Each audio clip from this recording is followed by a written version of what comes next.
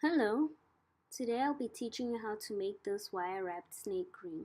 Now you can make this look however you want. You could put as many coils as you want. Here I just made it go up and down and coil once. And it's quite a big ring on my finger, but you could make it smaller. So if you want to learn, keep watching.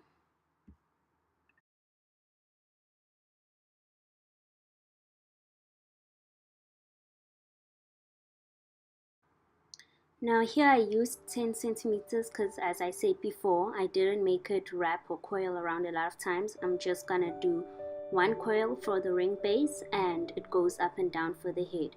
But if you need to do more loops or more snake coils or more twists and turns on your snake, take longer wire. About 15 centimeters should work fine if you just wanted to go loop 2 U's, or 20 if you wanted to loop quite a few times and still keep it a big ring.